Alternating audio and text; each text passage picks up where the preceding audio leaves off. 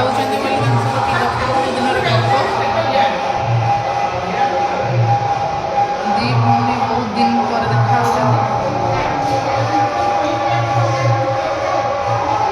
ଏ ଯେଉଁ ଲୋକଟା ଭାରି ନାଳି ପ୍ରିୟ ନାଳି ପ୍ରିୟ ଲୋକ।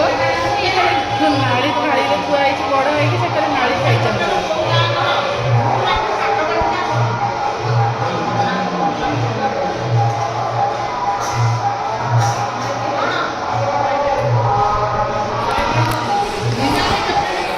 ଦିଦି ଗାଁକୁ ଆସିଛ କେମିତି ଲାଗୁଛି? ଥଣ୍ଡାରେ ନାକ ଫିଟୁନି ଏଇଟା ତାଙ୍କୁ ଡାଇଜେଷ୍ଟ ହେଉନି ଓଢ଼ଣାଟା। ମୋର ଏଇଥିପାଇଁ ହେଇଯାଉଛି କି ଦେଢ଼ଶୁର ଅଛନ୍ତି ତ ସବୁବେଳେ ଏମିତି ଦେଇଦେଇଛି ମୋର ଏଇଟା ହାବିଚୁଏଟେଡ୍ ହେଇଯାଇଛି। ଗୋଟେ କଥା କହୁଛି ଏଟା ପୁରା ସେ ଖାଣ୍ଟି ମିଛ କହିଲା। ଦେଢ଼ଶୁରକୁ ଆଗରେ ନାଇଟ୍ ପିନ୍ଧିଲେ କିନ୍ତୁ ଏଇଠି ଗାଁକୁ ଆଇଛି ବୋଲି ସିଏ ସିନା ଘରେ ଆଉ ବାହାରକୁ ଆସିଲେ ଟିକେ ଓଢ଼ଣା ଦେବାକୁ ପଡ଼େ।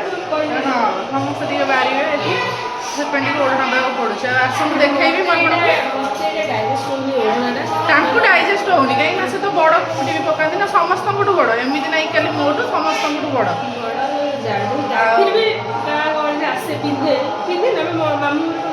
ମାମୁଁ ଘର ତ ଦଉ। ଆଉ ଆସନ୍ତୁ ଏବେ ଦେଖିବେ ଆମ ମାଉସୀ ଶାଶୁଙ୍କୁ।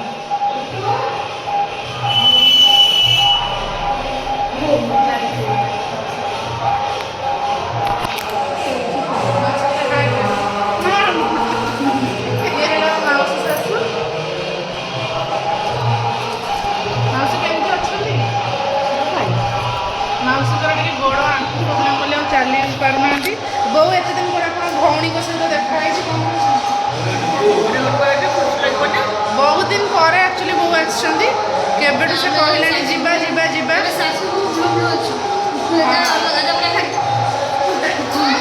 ଏ ଶାଶୁ